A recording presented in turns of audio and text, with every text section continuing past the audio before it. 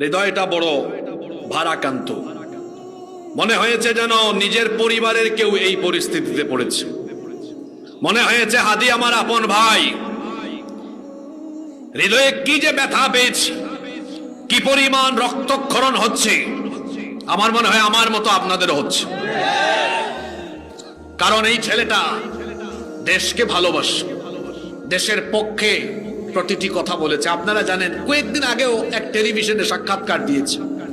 সে বলেছে, আমি 50 বছরের গোলামের জীবন চাই না, বরং আমি এমন জীবন চাই, আমি যদি মরেও যাই যেন আমার এই নাম গোটা দেশের উপরে যেন প্রভাব বিস্তার করতে পারে।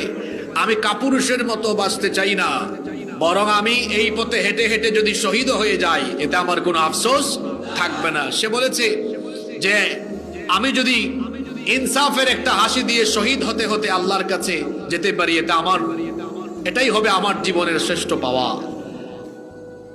আমরা দোয়া করব আল্লাহ বাংলাদেশকে বদলে দেওয়ার জন্য, এই দেশে সকল অবিচার এর মূলোৎপাটন করে ন্যায় ইনসাফ প্রতিষ্ঠার জন্য এইরকম হাদির দরকার আছে না নাই? এজন্য আল্লাহ তোমার কাছে আমরা হাদির জীবন ভিক্ষা চাচ্ছি। স্বাভাবিকভাবে সে এখন যে পরিস্থিতিতে আসে, এই পরিস্থিতি থেকে মানুষ ফিরে আসার সম্ভাবনা কম থাকে, কিন্তু আল্লাহ চাইলে সব অসম্ভব সম্ভব হয়ে যায় কি যায় না? এজন্য আমরা আজকের এই মাহফিল থেকে হাজার হাজার মুসলমান নিয়ে দোয়া করছি, আল্লাহ তুমি আমাদের ভাই হাদির জীবনটাকে ভিক্ষা দাও।